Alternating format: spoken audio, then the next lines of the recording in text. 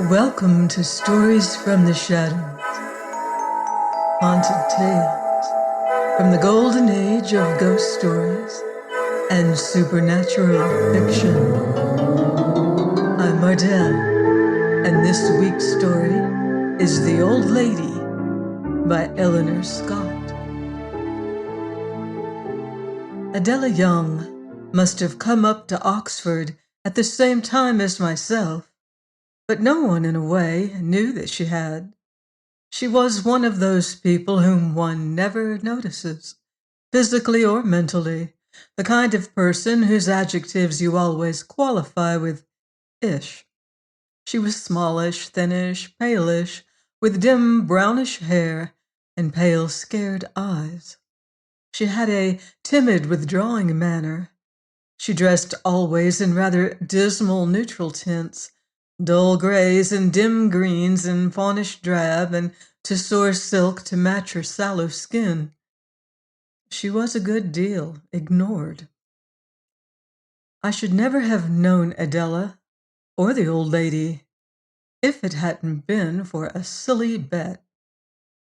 One does these things in one's first year, risky, futile, daring things, rather caddish things sometimes, with perhaps half a crown on them. Someone had ragged me on my numerous acquaintances, and I'd retorted by saying that anyone could make friends with anyone else if they wanted to. Maud Evans caught me up at once. "Right," she said with her usual affectation of breezy brusquerie. "There's some people no one would ever know." "I bet there's nobody in college I couldn't get to know if I wanted to," I asserted, with more assurance than was at all warranted. Maud had that effect on me. Maud thought rapidly. I could see her as I watched her challengingly, going over all the various types of people: the superior, the literary, the sporting, the fashionable, the swats. I felt pretty safe. I was only a fresher, but I had possibilities of friendships with all these types. "You'd never get to know little, what's her name, that washed-out little dishcloth. Young, that's it. I bet you'd never get thick with her." I had my doubts, too, really. It was like betting you'd quarrel with a sofa cushion. But, of course, I took her on. "Bet I will," I said at once. "How much?" Maud caught me up. She always had rather an eye to the main chance. "Oh, what you like." I expected the usual half-crown. "Bet you a fiver you don't." That stung me. Maud would never have risked such a sum. £5 means a good deal to a girl undergraduate. If she hadn't felt certain of winning. "Right," I said immediately. Then we settled the terms of the bet.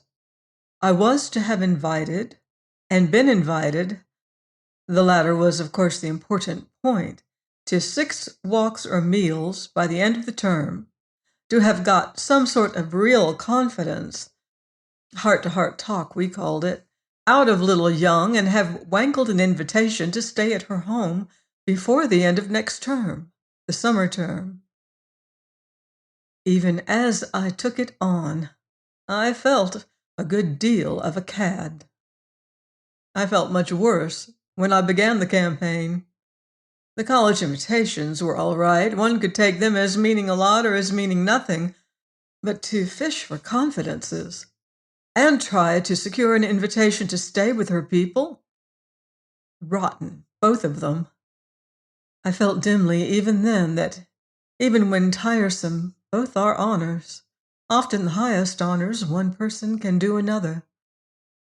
But I'd been dared. Much as I wanted to win £5 from the comparatively wealthy Maud Evans, little as I liked the idea of parting with any of my much smaller income to her, what really mattered was that I had been challenged and had accepted the challenge. So I set about the siege of Adela Young. It was extremely difficult. Maud couldn't have chosen a more hopeless subject. Certainly, if I could make good with her, I could with anyone, I thought, as I studied her across the dinner table that night. She looked permanently scared. She hardly raised her voice above a whisper, and her remarks, when audible, were merely hurried agreements with whatever the last speaker had said. She was silent whenever possible. Her very movements were furtive and rapid, as if she had to get through the meal against time and secretly. For the first time, I felt rather intriguée about her. Plain, awkward, nondescript as she was, I felt something unusual, almost mysterious about her. I was even rather thrilled by the idea of finding out more about her. I caught her up as she was silently scuttling to her room after dinner. I remembered, now that I came to think of it, that she almost never waited for coffee after dinner, nor indeed for any semi-social function like that. "I say," I said, overtaking her, "you're taking mods this term, aren't you?" "Yes," she breathed, looking terrified. "I wonder if I might come in and go over the Plato with you." She said nothing, just goggled at me. "You are taking the Plato set books, aren't you?" "Oh, yes." "I thought so. I've seen you at the classes." "Yes." We seemed stuck. I tried again. "I meant to go over the stuff with Hanson and Phil Lemore, but they say they aren't going to revise at all. Shall you?" "Oh, yes." "When are you going to go over the Plato?" She looked at me mutely, her mouth opening and shutting like a newly caught fish. She seemed quite incapable of making any suggestion. "Could you possibly do it tonight?" "Oh, yes." I began to wonder if she could say anything except yes and oh, yes. "Then may I come along now?" I pressed on. She said nothing, but opened her door for me. She had the oddest manner as she did it, reluctant almost, and yet half anxious. I wondered rather cockily if she was one of those people you meet sometimes who, when they want a thing, are half afraid of getting it. As we entered, I looked curiously round to see what ideas of decoration such a person or thing, she hardly seemed to be a real person, would have, and she had apparently none. Not a picture, not a flower, not a cushion or a novel or a vase or a photograph was there. Just the usual regulation college furniture and the set books for past mods. I've seldom seen anything so chilling, so absolutely impersonal. I began to regret the bet. Maud Evans was probably right. There were people you could never get to know because there was nothing to know, and Adela Young was one of them. She had a nondescript face and figure, and inside, nothing. Nothing at all. However, I'd undertaken it, and I'd go on. I sat down on a stiff college chair. You couldn't somehow sit naturally on the floor in that dead-alive room, and opened the Apology of Plato. It was exactly like working with a well-informed gramophone, a hushed, husky voice, with nothing alive behind it. But she'd quite obviously worked a lot. She was most useful. While we were working, it wasn't so bad. But when I tried to get a cheery and conversational afterwards, suggested making tea and so on, she was as palely noncommittal as ever. Yes, no, thank you, no thank you, yes, yes please, oh yes, yes. That was about the extent of it. But the very difficulty of it determined me. I fixed up a second tete-a-tete and went away feeling quite astonishingly curious. She puzzled me completely. Pallid and dull and dusty and silent as she was, she somehow suggested a mystery. I found myself thinking of her constantly. She absorbed my thoughts as did no one else in the place, however brilliant or beautiful or witty. I could not get her out of my mind. There wasn't much left of that term, only a few days, but I managed to see quite a lot of Adela Young. But see is the right verb. I saw her, occasionally heard her colorless voice whispering Greek verbs or Latin constructions, and that was all. I began to feel rather alarmed for my fiver. I didn't see how anyone could ever extract any confidences from that cobweb of a girl. I didn't believe she had any to make. As to an invitation from her people, hopeless. You simply couldn't imagine her as having any people or home or anything. I wondered vaguely when I first thought of this if she could be a foundling, a child from some orphanage or something, and if so, whether that wouldn't cancel the bet. I rather jumped at the idea. I thought it would solve my difficulties so very nicely. So rather tentatively, I broached the subject of families and homes and vacation plans to Adela. "Shall you spend all the back at home?" I asked her one night when we'd gone over the work for the next day's paper. Tacitus, I think it was. "Oh, yes."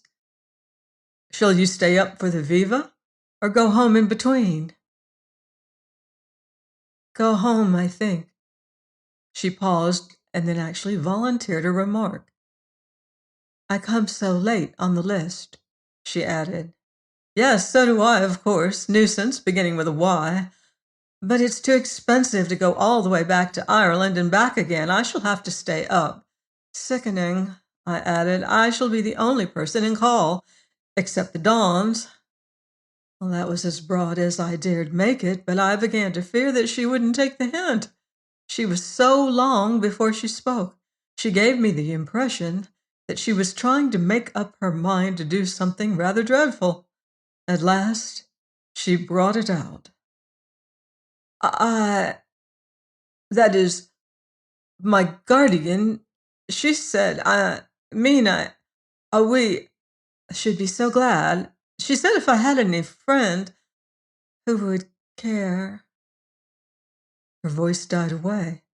It had been even more gasping and husky than usual, as if she were forcing herself to speak and her strength or courage wouldn't last out. It wasn't exactly what you might call an invitation, but I eagerly took it as such.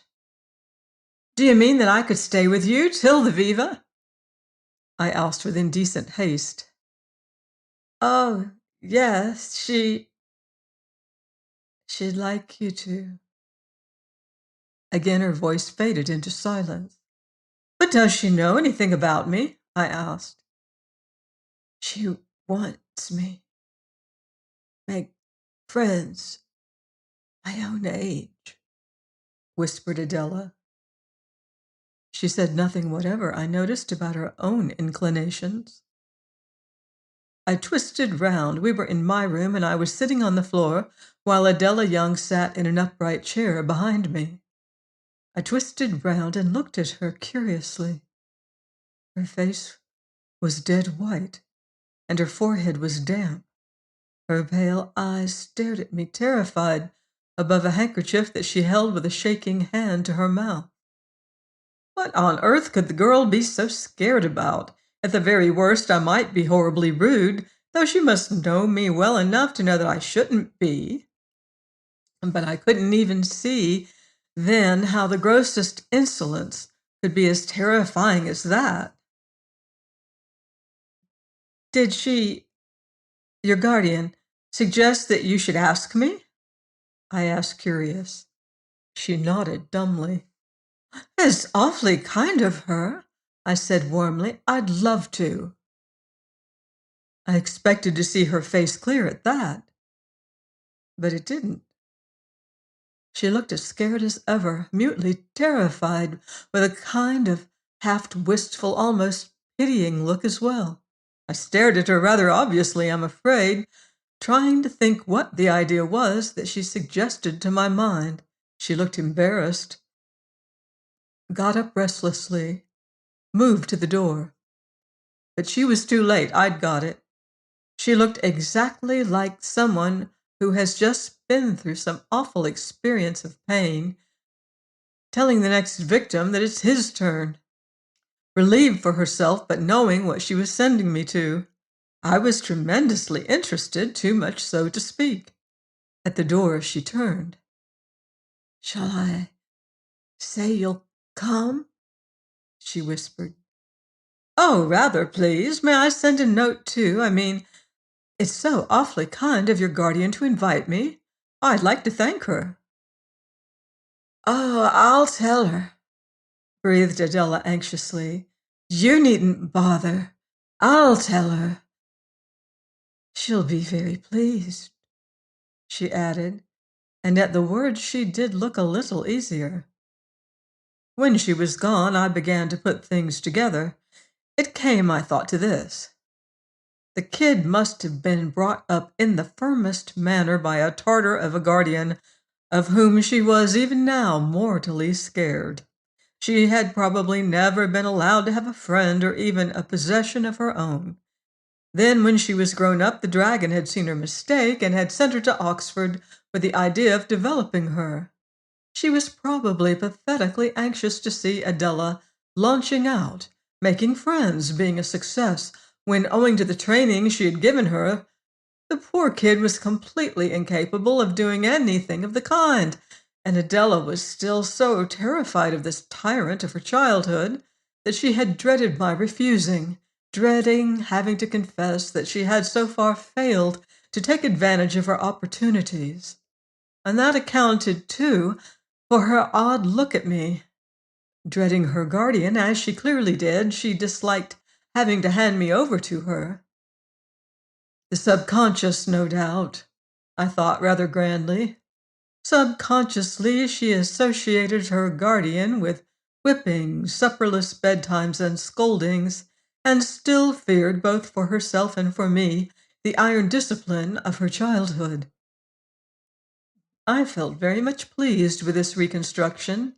It fitted all the facts, so far as I knew them, so admirably. I was sure I was right. I felt quite unwarrantably excited as I arranged my journey to the Bedfordshire village, where it seemed Adela and her guardian lived. I'd already told Maud Evans where I was going and rejoiced to see her skepticism change to disappointment and a kind of sulky admiration. If I could get the invitation, I was sure, I thought, to get the confidences in the end, and clearly Maud thought so too. She was obviously very much annoyed, though she could quite well spare the fiver. This added to my pleasurable excitement, which had been considerable in any case, for I was really interested and very keen to find out what Adela's background really was. I was sure my guess was right in the main, and I also felt that I might, with luck, be able to do something to set things right for the poor kid.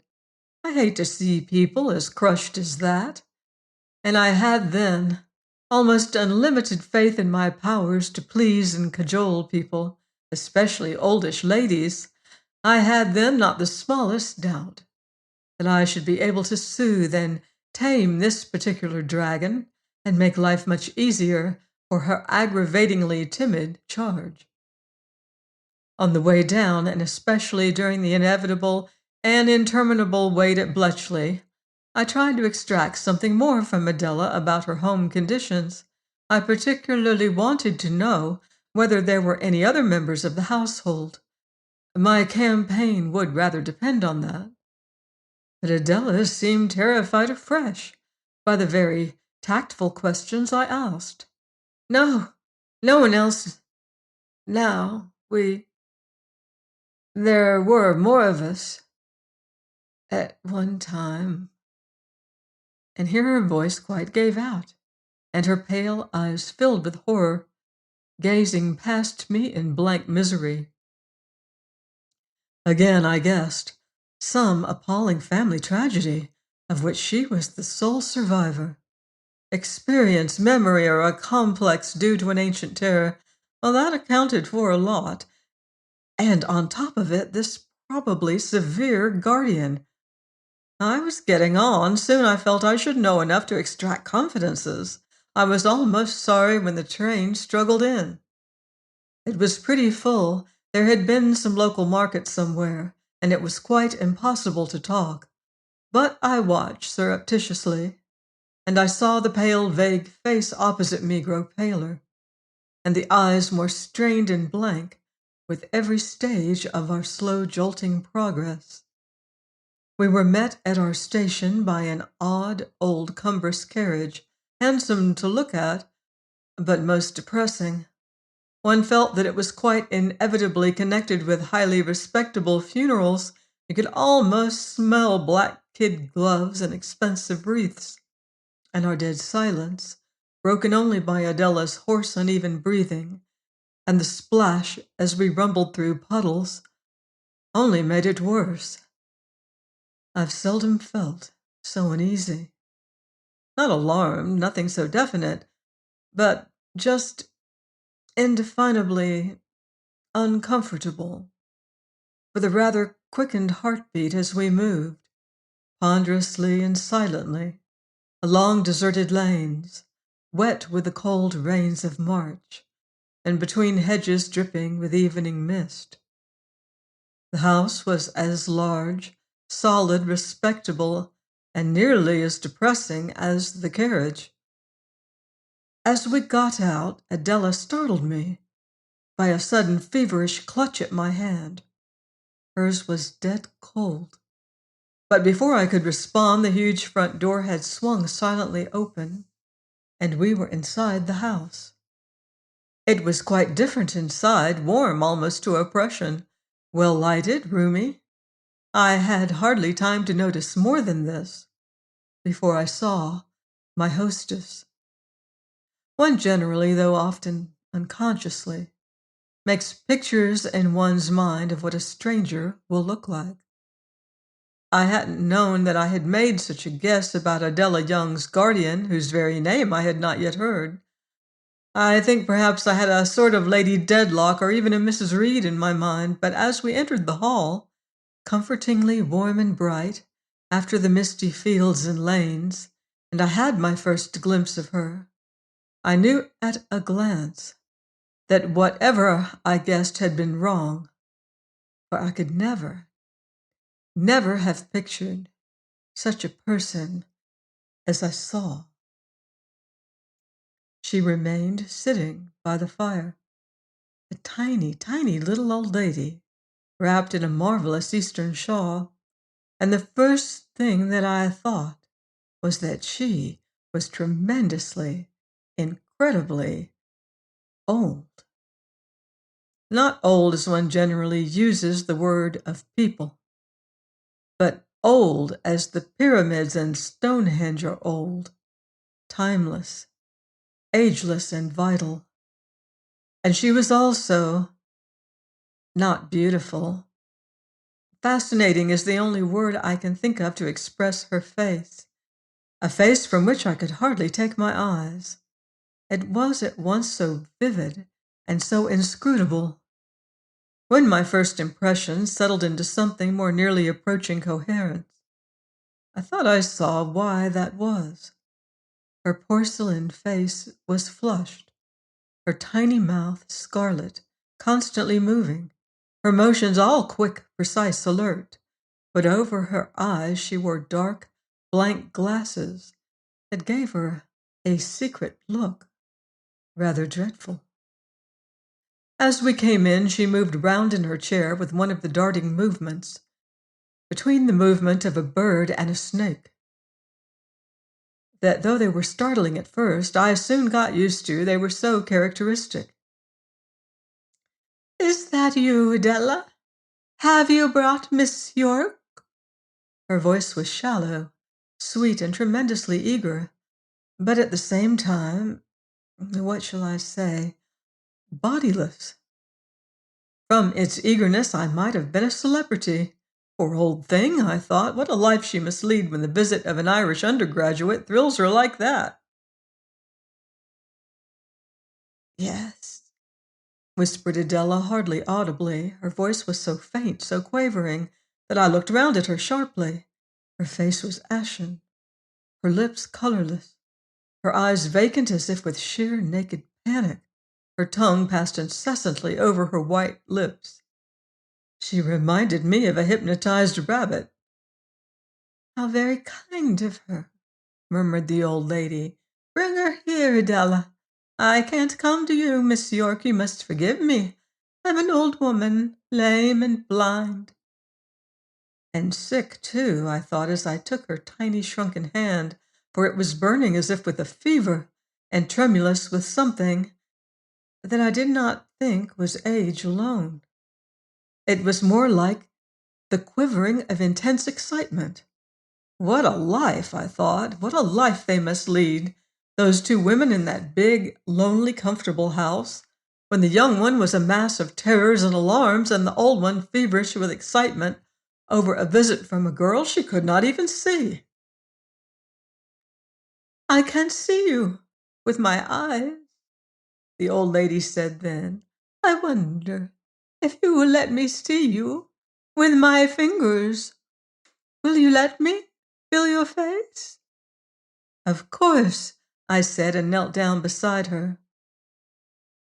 If I had guessed at all what that ordeal would be like, I would never have assented. I cannot describe the utter loathing and repulsion that filled me as the tiny, soft, hot hands passed like feathers over my face. It was horrible, sickening, like allowing some dreadful, unclean insect to crawl about one's face, up to the roots of my hair, down my cheeks, round my eyes, along my chin and neck. I could hardly restrain my utter disgust. Although when at last her hands dropped and I rose rather unsteadily to my feet, I could not understand my own loathing. I shook myself impatiently, angry at my own folly. Fortunately, I didn't have to remain beside her for very long. She kept Adela. Her gesture was at once commanding and excited as she asked her to stop for a few minutes, though her voice was as soft and sweet as ever, and I was given over into the charge of an elderly, most respectable-looking maid, but she too was odd. She was quiet, efficient, everything she should have been, but she had the face of a sleepwalker. There was not a flicker of expression on it. Her eyes were open, but wholly expressionless. They might have been made of glass, except that they were dull, like the eyes of a dead animal. Quiet, orderly, deft as she was, she made me shiver a little. It was like being waited on by an automaton or a somnambulist. I got rid of her as soon as I could, saying that I preferred to dress myself, and turning at once to the dressing table. And it was then that I got a real shock. For looking in the mirror, my back to her, I saw that she turned at the door, and I caught a glance of a white face distorted by a look of such malignance as I had never dreamed possible. It was utterly inhuman, devilish. I whipped round, but she had gone. The door closed silently behind her. I must have imagined it, I thought, taking up my brushes, some trick of reflection, some odd effect of the mingled twilight and electric light. I dressed quickly, though, and went downstairs as soon as I could. I felt I wanted company. I remember practically nothing of that dinner, except the vivid, fascinating face of the old lady surmounted by the terrible dark glasses. I don't remember even what we talked of, though I have a dim impression that the old lady did most of the talking and that her talk was extremely good. Adela, I think, said not one word. I remember nothing at all of her presence, except one glance, when her guardian, having turned aside to speak to a servant, I caught her eyes across the table and was shocked by the sheer despair of their terror. Why? What on earth was the matter with her? I felt impatient, almost angry. But the next moment I had forgotten her very existence in the charm, I used the word in its old sense, of the old lady's presence. After I went to bed that night, I could not sleep for thinking about this odd household. I lay for hours, it seemed to me, turning it over in my mind. That enchanting old lady, with the vivid face and blank eyes, the touch of her soft, wandering fingers on my face, the wonderful talk and the shallow, sweet, meaningless voice, Adela scared, quivering, and drab, the secretive, passive maid with that one malignant glance. It had been a chilly month, but my room felt curiously close and warm. At home in Ireland, I always sleep out of doors, and when I can, I get my bed out on a balcony, even at college.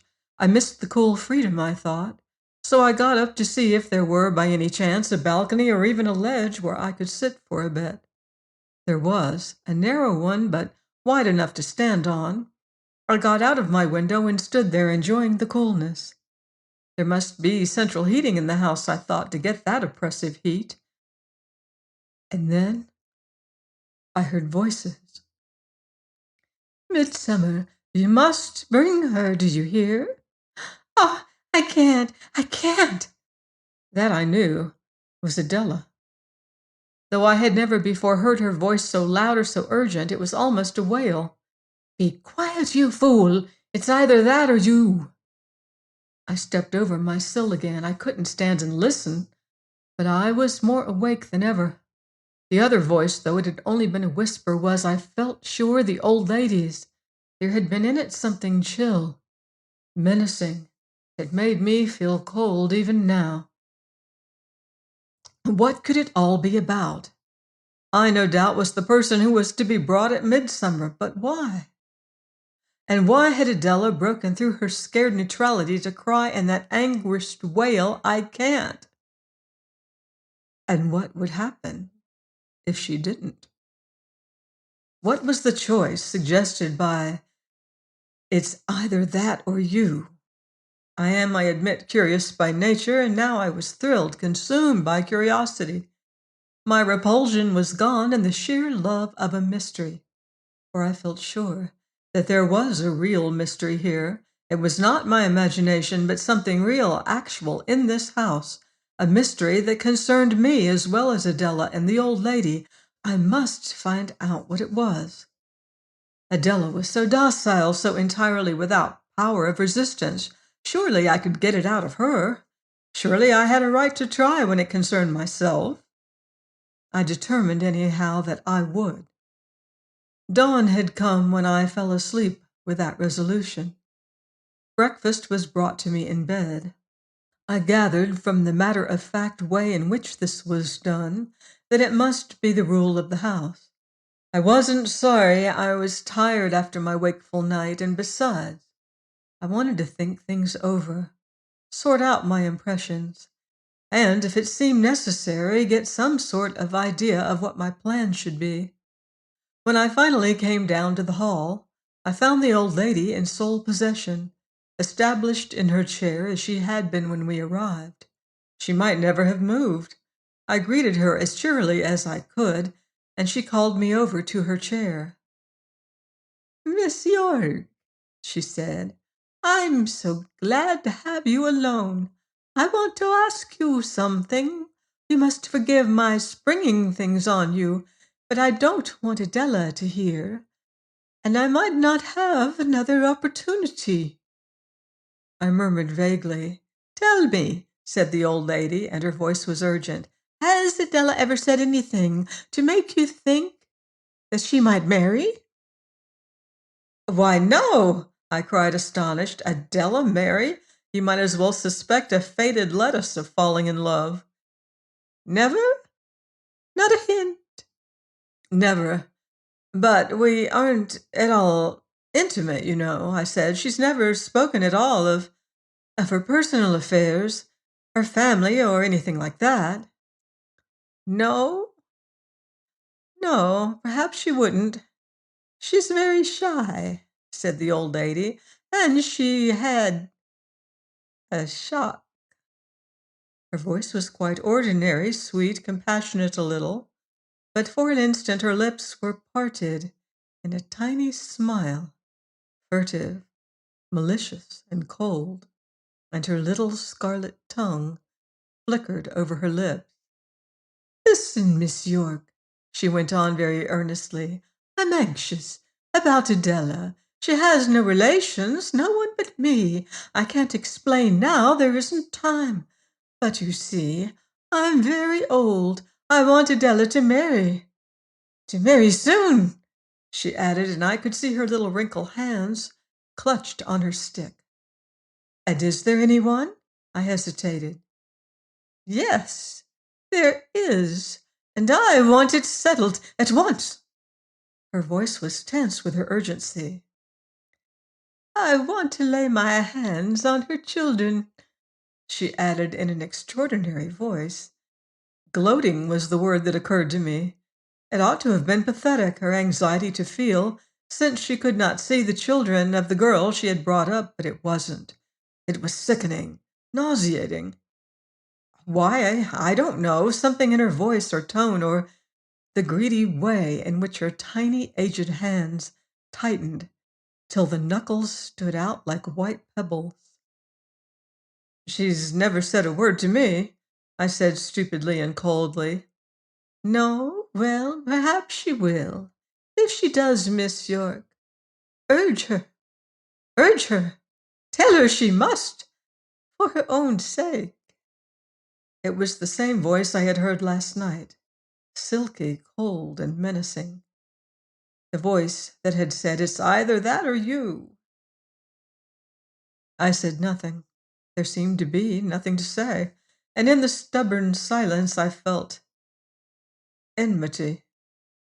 It seemed to last for minutes. Then, thank you, said the sweet, shallow voice. Thank you very much, Miss York. I'm counting on you.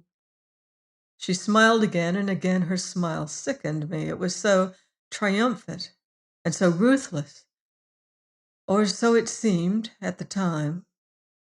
A few seconds later, when with a muttered excuse about looking for Adela, I had escaped into the damp garden, I thought I was a fool, overtired probably, with term, ready to read mysteries into the most ordinary things, for, after all, what was more natural than that the old lady should wish to see Adela's future safe before she died, to touch, since she could not see, her children?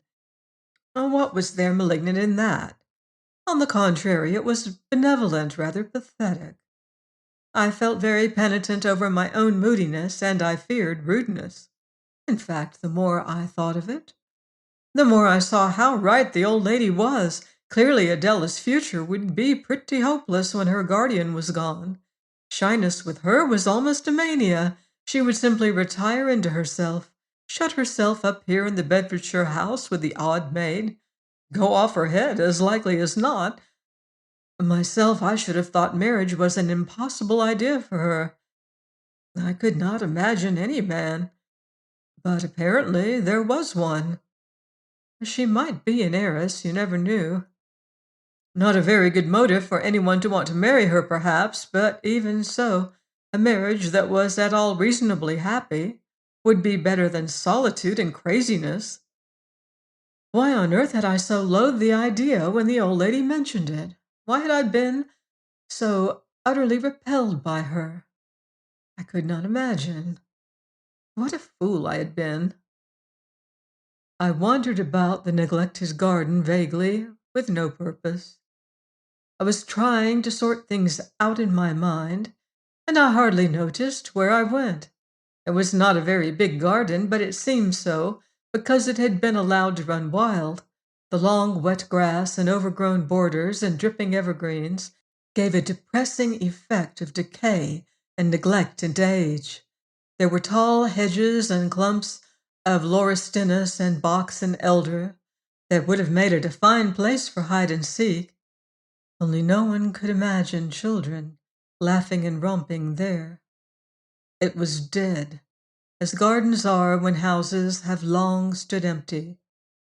Dead, and yet somehow furtive. I disliked it more and more, but still I strayed there simply because I hated the house and the blank-eyed, sweet-voiced old lady even more.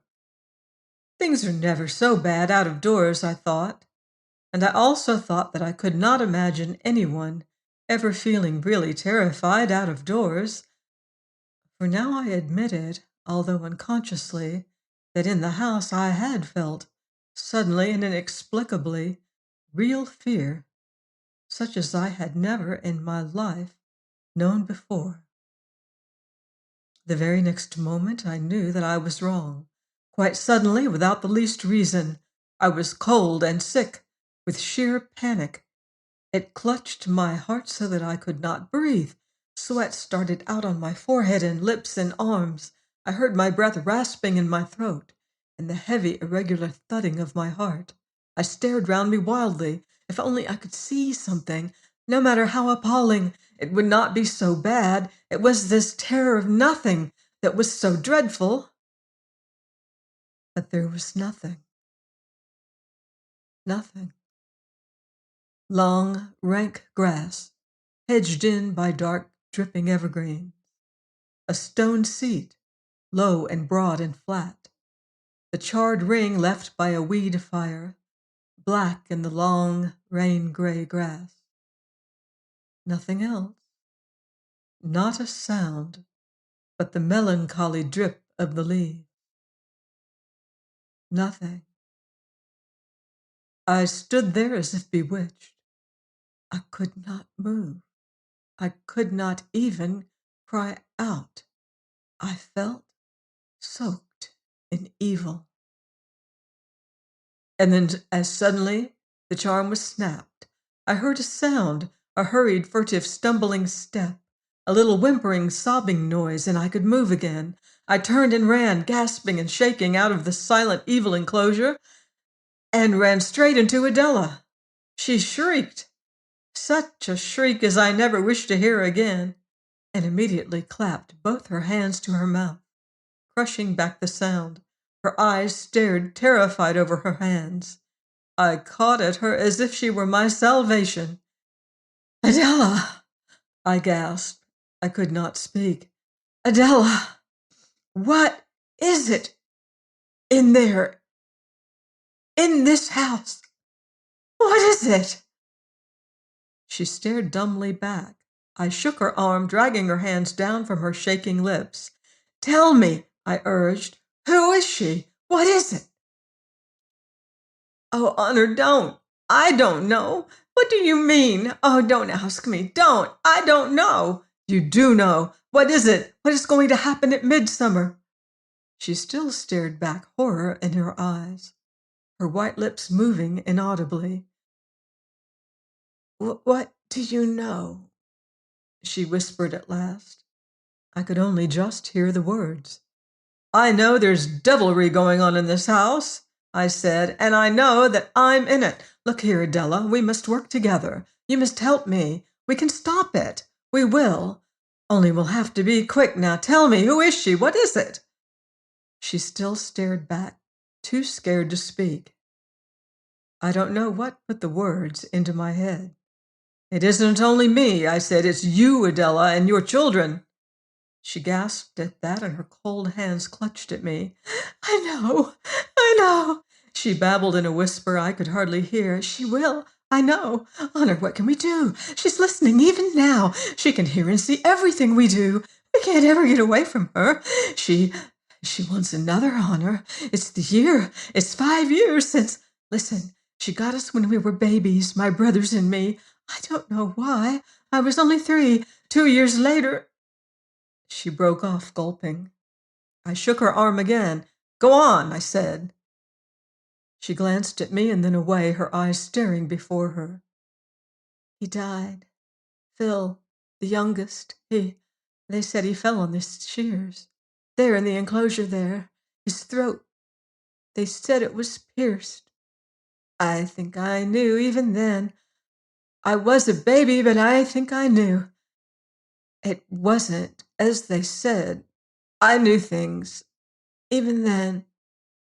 Afterwards, Again she broke off, shaking all over.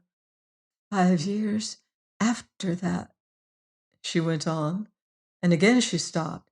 Yes, yes, I urged her. It was Leslie next, she whispered. It, an operation, she said, her own doctor. It satisfied people, but I knew, Honor, I knew. And he did, I think. And then 5 years ago, Stephen, the one just older than me, they said it was suicide. Honor, Honor, it wasn't, she sobbed. One deep, heavy sob. It was there, where you came from just now. Oh, you frightened me so. I thought it was there, Honor. One midsummer night, I saw smoke. I guessed. I knew it was Stephen. The 5 years were over. I knew it was danger. Oh, horrible. You don't know. I knew a good deal then. I was in bed, but I ran and ran. Stephen, I thought I ran, hoping all the time. My feet were all cut the next day. Her voice died away in a little sobbing whisper. It was over. I saw her. And the fire. And the stone bench. Oh, Honor! She clutched at me again, staring as if she still saw that horror. She knew I was there, she went on at last. I could hardly hear her shaken whisper. She never hid anything after that. I've seen everything. And now, the next 5 years are up. I felt cold and very sick. It's to be me, I whispered. Adela nodded. That's why I was sent, she said at last, to get someone. I tried not to, Honor. I did try. I couldn't help it. I had to do it, you see. She wants to keep me. She wants children. Little children, ready. We stared at each other in hopeless horror. She knows everything I do and say and think, Adela went on in the same hurried, gabbling whisper. She knows we're here now, talking of it. She knows everything, Honor. We can't ever... Oh, what can I do? What can I do? Her despair roused me. We have till midsummer, I said. We'll be ready by then. But she shook her head hopelessly. You don't know, she said. You don't understand. She sees your thoughts. You can't plan against her. We can, I asserted, and we will. She looked up, a glimmer of hope in her questioning eyes. It'll be all right, I said. I'll get you out of it. And linking my arm in hers, I led her back to the house. I can't find words to say how I dreaded entering it, facing the old lady who, according to Adela, knew all we had done and said. But Adela's presence made it easier. Anyhow, I knew what I was up against, and I knew that someone weaker than I depended on me. You can't have better incentives to courage. So when we met the old lady face to face in the porch, I was able to open my attack right away. I was astonished to hear how natural my voice was as I spoke. I did meet Adela, you see, I said, and we've been having a lovely long talk. She's been awfully kind, and she says she'd like me to come again. I wonder if I really may. I should be delighted if you would, purred the old lady with her polite surface smile. I wondered, with one part of my mind, if she really could see into my mind and read my thoughts. When can you manage it? We go down on the 20th of June, I said. Could I come straight to you then on the 20th? I heard Adela give a terrified gasp, and her hand tucked under my elbow clutched my arm convulsively. The old lady's blank black glasses above her shallow smile made me shiver a little. I had the impression that owing to their very emptiness, they read me and concealed their knowledge. But I kept a hold on myself thanks to Adela's trembling hand in my arm. I think there was not even a tremor in my voice as I made all the arrangements and polite speeches that one does make when one fixes up a visit. We went back to Oxford that afternoon, and after that I returned to Connemara for the rest of the vac. And during those few weeks, I thought it all out. Finally, I took my twin brother Connell into my secret. I knew he would know that I hadn't panicked over nothing, and that he would help me pull through. We spent long afternoons in the glens with a wise man. My family chaffed me about my sudden interest in fairy lore. I left Connell to carry on our preparations and went back to Oxford for the summer term. One's first term generally seems to stand out in people's memory. Mine is a blank. I could think of nothing but what was to come on the day after term ended on Midsummer Day, and I was not helped to forget it by Adela, who followed me round with mute, imploring, adoring eyes and half-begun quavering sentences that she never completed. I nearly lost my patience with her more than once and begged her not to destroy the little nerve I had left. After all, it was my risk, not hers, and I'd seen, and even worse felt, quite enough to make it unnecessary and maddening to hear her constant appeals. Oh, Honor, do take care. Oh, don't try it. You don't understand. I was determined to take every possible care, but I was equally determined to see the business through. I don't believe Adela and I exchanged a single word on our journey down to Bedfordshire on that 20th of June. It was a steamy, breathless day, not a leaf stirring on the heavy trees, the streams crawling sluggishly between the fields, where the very grass was motionless. I hoped for thunder vaguely, and with all my might I hoped and prayed that Connell had managed his part of the business. I had said nothing about him or our plans to Adela, because I now believe that owing to her long subjection and terror, her mind really was open to her terrible guardian, even when they were apart. But my mind was free, my own. I was strong and independent, so I made my plans and kept them entirely to myself. All I had said to Adela was that she was to slip out of the house at midnight and remain away from it. I had learnt that all the servants left it each evening. I could guess why.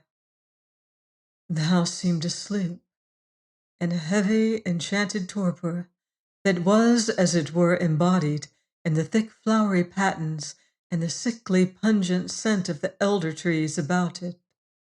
It was silent, motionless.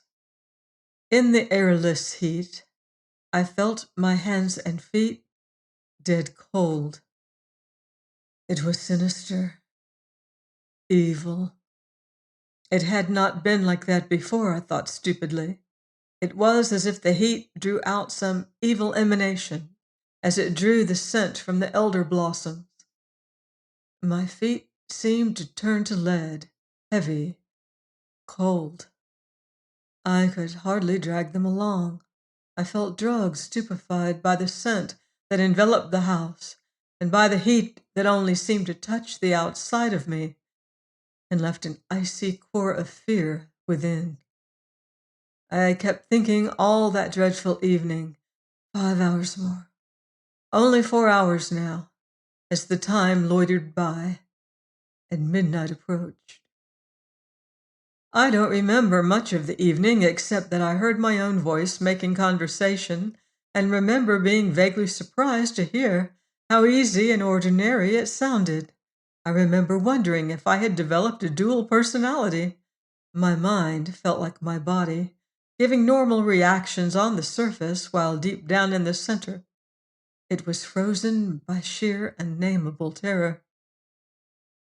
I still dream sometimes of that hot, airless evening, with the smell of the elders outside the windows, and the smooth flow of mechanical talk concealing hatred and horror under a mask as smooth and thin as silk.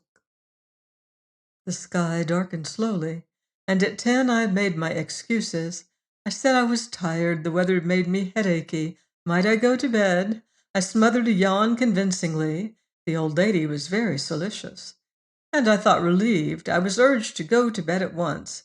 She would send me hot milk and a mild sleeping draught. I thanked her, accepted everything, and went to my room. I wondered as I undressed whether I should take the sleeping draught. Suppose Connell failed. I felt so sick at the thought I had to sit down. I was trembling too much to stand. I felt despairing now. The house had sucked away my courage and my hope. I knew now that I was doomed, as those others had been doomed. We would fail. We must. What could we do against that? I would be sacrificed, as Adela's brothers had been, as her children would be. Would I not be better drugged, only half aware of the final horror? I stood hesitating, the draught in my hand. All my pluck was gone. I can't describe the awful abyss of sheer terror that engulfed me. I heard myself whimpering a little like a terrified dog and felt my face twitching. I couldn't do it. That terrible little enclosure, hedged by the secret shrubs, the fire, the stone bench. I couldn't. Then the idea of Connell came into my mind. I mustn't let him down. I had my part to play. If I were a heavy unconscious lump, I might fail him just when he needed me. That braced me at once. I could do it now. I knew how I would have looked and felt if I had yielded the temptation and taken the drug. I had seen myself as clearly as if I had stood beside my own drugged body. I could do it, and I would. I should not fail. I undressed and lay down in the bed. Somewhere in the silent house, a clock tolled 10:30. My agony had lasted only a few minutes, and I had to wait till midnight. I can't attempt to describe those crawling minutes, the alternation of determination and overwhelming terror, of the picture of the secret evil enclosure, and of my brother.